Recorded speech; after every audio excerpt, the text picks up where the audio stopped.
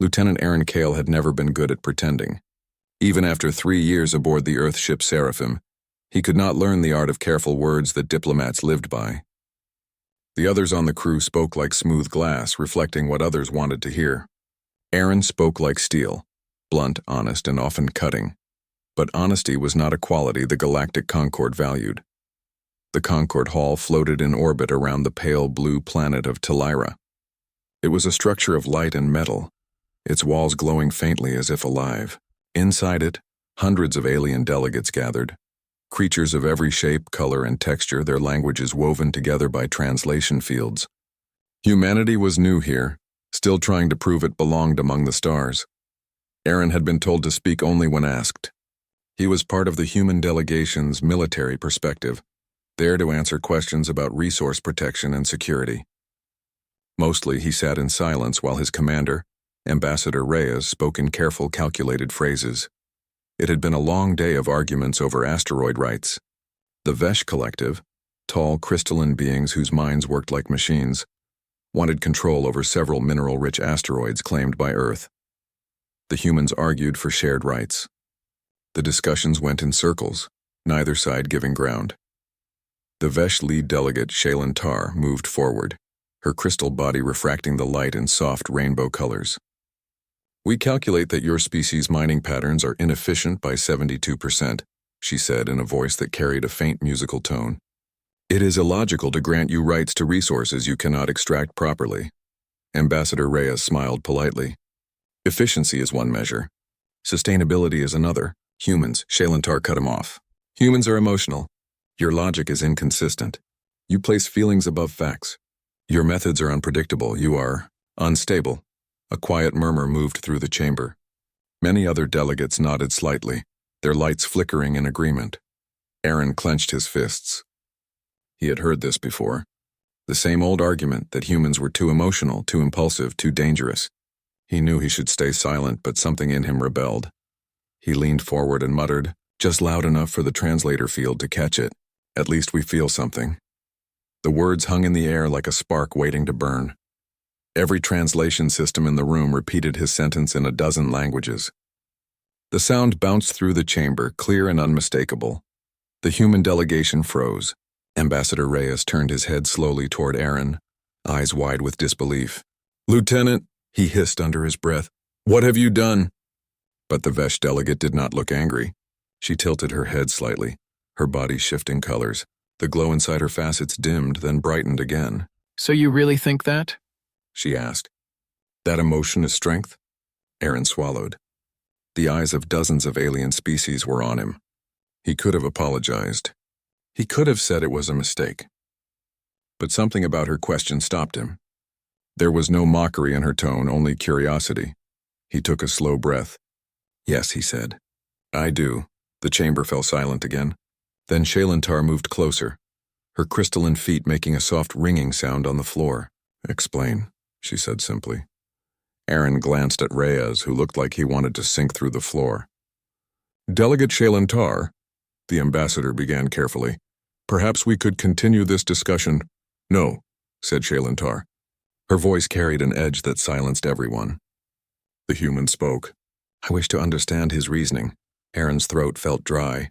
He hadn't meant to start anything, but now there was no turning back. "You said we're unstable," he began. "You're right. We are. We make mistakes. We feel things that don't always make sense. But those feelings are what push us forward. Fear keeps us alive. Hope makes us try again. Love makes us protect others. Anger makes us fight for what's right. Without them, we'd just be machines following numbers." Shaylin Tar's glow pulsed softly. "Emotions are chaos," she said. "They disrupt logic." "They also create meaning," Aaron replied. "Logic tells you how to live. Emotion tells you why." The chamber whispered with low alien voices. Some delegates looked thoughtful. Others looked offended. Finally, Shaylin Tar said, "I will consider your words." Then she turned and walked away, leaving the hall in an uneasy quiet. When the session ended, Ambassador Reyes called Aaron into a private briefing room. "Lieutenant," he said sharply, "do you realize what you've done? The Vesh are one of the most logical and influential species in the Concord. You just told them they're missing something essential." Aaron stood stiffly. "I only told the truth," Rhea sighed heavily. Honesty is good on Earth. Here, it's dangerous. You might have cost us our chance at an agreement. Aaron said nothing. He looked out the window at the planet below. The soft blue glow reflected on the glass. He wondered if maybe he really had gone too far. Later that night, as he prepared to rest in his small cabin aboard the Seraphim, his communicator chimed. The voice that spoke was calm, melodic, and unmistakable. "Lieutenant Kale," said Shailentar, "I request your presence in my quarters, alone." He hesitated. "Why?" To continue our discussion. Her tone was not threatening. It was almost curious. Against his better judgment, Aaron agreed. He made his way to the guest wing of the station where the Vesh delegation stayed. The walls shimmered with shifting patterns of light, responding to the presence of their crystalline bodies. When he entered her quarters, the air was cool and smelled faintly of ozone. The room was filled with slow-moving streams of data light, like rivers made of glass. Shailentar stood near a window, her body reflecting starlight in 1,000 directions. "You said emotions give meaning," she said without turning. "Explain this." "Hope you spoke of." Aaron blinked. "Hope? Yes," she said. "It appears in your speech patterns often. We have analyzed your transmissions. You humans use it as motivation." "Describe it," he smiled faintly. "Hope is when you don't know if you'll win, but you still try. It's when everything says you can't, but you do anyway." Shailentar turned, her crystal face unreadable. "That is inefficient. Energy should not be wasted on low-probability outcomes." Aaron nodded. "You're right. It isn't logical. But if we only acted when success was guaranteed, we'd never leave our planet. We'd never reach you. We'd never grow." Her light pulsed again, softer this time. "You risk extinction because you feel you must. That's what makes us human." For a long moment, neither spoke. The faint hum of the station filled the silence. Then Shailentar said quietly, "You confuse me, Lieutenant Kale. Your words contradict reason. Yet when you speak, my calculations change." Aaron frowned. "Change how?" She tilted her head. "They become uncertain," he chuckled softly. "Welcome to being human."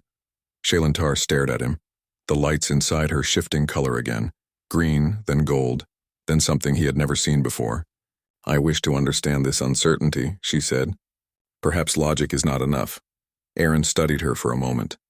Beneath the crystalline surface, he saw something he had never expected, a spark of curiosity that looked almost like emotion. He smiled gently. "Then you're already halfway there." As they talked through the night, she asked more questions about love, fear, dreams, even art. She wanted to know why humans painted things that did not exist, why they wrote songs about loss, why they cried for strangers. Aaron tried his best to explain, though words often felt too small. Eventually, Shailentar said, "If emotions are strength, as you say, why do they cause pain?" "Because," Aaron said softly, "pain reminds us that what we care about matters. If we didn't feel pain, we wouldn't fight to stop it." She stood silently, absorbing his words like data flowing through crystal. Finally, she said, "Perhaps emotion is not weakness. Perhaps it is. Another form of energy." Aaron nodded. "Maybe it's the most powerful one." Outside, through the window, stars drifted slowly across the void. The conversation ended with a quiet understanding that neither fully grasped yet. When Aaron returned to his cabin, he felt strangely calm. He knew he might be in trouble for breaking protocol, but something told him this conversation mattered more than politics. He didn't know that while he slept, deep sensors on the station were detecting faint energy ripples beyond the outer moon, signals that didn't belong to the Vesh or to any known conquered fleet. Unidentified ships, silent, dark, and moving closer. By morning, the galaxy would change again, and all because one human had been too honest by accident. The morning light of Talera's orbit cast pale reflections across the corridors of the conquered hall. Lieutenant Aaron Kale woke to a quiet hum in the station, a feeling in the air he could not immediately place. The conversations from last night with Shailentar echoed in his mind. Something had shifted. He could feel it deep in his chest, a strange mix of hope and fear. He stepped into the main observation deck, where Ambassador Reyes was already waiting, his posture stiff, eyes flicking nervously toward the outer viewports. "Lieutenant," he said sharply, "there's been a development." Aaron followed his gaze. Far beyond the station's shields, dark silhouettes moved between the distant stars. The readings were confusing. Not Vesh, not human. Not any fleet recorded in the Conquered archives. Their ships were jagged, almost organic in shape, and pulsing with a strange black glow. "What is that?" Aaron asked. "Drakmar," Reyes replied. His voice was tight. "They are raiders. Merciless scavengers who have no allegiance to anyone. They harvest entire moons for resources. If they attack, this station will not survive." Aaron frowned. He had faced danger before, but this was different. These were unknown forces, far beyond their immediate control. And yet he felt a spark of clarity. "We can't just run," he said. "We have to fight. And not just humans. Everyone here can help if we act together." Reyes hesitated. "You mean the Vesh?" "Yes," Aaron said simply. "We're not perfect, but we have something they don't. We have hope, and I think they understand it now." By the time he reached Shailentar's quarters, the alien delegate was already aware of the situation. Her crystalline body glowed faintly, ripples of light reflecting her thoughts. "The Drakmar," she said. "We have detected them. Our calculations predicted the probability of attack, but no protocol covers emotional judgment." Aaron smiled. "That's why you need humans." Shailentar tilted her head. "Explain, Hope," he said simply. "We act when we might fail. You act when logic says it's safe. Combine the two and we can survive." She considered this. "It is unorthodox." "I'll take unorthodox if it keeps the station alive," Aaron said. In minutes, they moved to the command center. Human and Vesh officers worked side by side, exchanging data and strategies at a pace neither species had tried before. Aaron coordinated communications, directing the humans to act boldly while Shailentar's calculations guided the Vesh forces. They built a plan that depended on precision and unpredictability, logic and emotion working together. The Drakmar fleet moved closer, dark ships eclipsing the stars. Their sensors were sharp, their weapons deadly. The station's alarms blared as the first missiles streaked toward the Conquered Hall. Aaron shouted orders, heart racing, and saw the humans respond with fearless determination. They moved into positions that seemed reckless but had been calculated with the Vesh data. Shailentar's voice came through the comms, calm but urgent. "Now, Lieutenant, deploy the frequency mask." Aaron activated the device. Streams of light bent and twisted around the station. The Drakmar sensors blinked and failed. The station seemed invisible, a phantom among the stars. Then came the counterattack. Vesh energy beams lanced from their ships, not at the station, but at the approaching raiders. The Drakmar fired blindly, missing almost every shot. Aaron felt a rush of adrenaline. The humans cheered even in the middle of combat, because they could see the tide turning. But the Drakmar adapted quickly. A wave of dark energy surged toward the Conquered Hall, shaking the shields. Panels flickered and the station rocked. Aaron could feel the heat through the deck. He glanced at Shailentar, who seemed fascinated. She did not fear death or destruction the way humans did, but she watched the chaos as if it were a puzzle unfolding. "Lieutenant," she said, "your species' behavior is unpredictable. It disrupts enemy calculations." Aaron grinned. "That's the point." He led a team to reinforce shield generators, racing through corridors as panels sparked and air vents hissed. His hands moved with speed, fixing circuits and rerouting power. Around him, other humans and Vesh delegates moved in harmony, their cooperation strange but effective. Minutes stretched like hours. The Drakmar unleashed another wave, stronger and more coordinated. Aaron shouted through comms, "Focus on the gaps!" Hit their engines.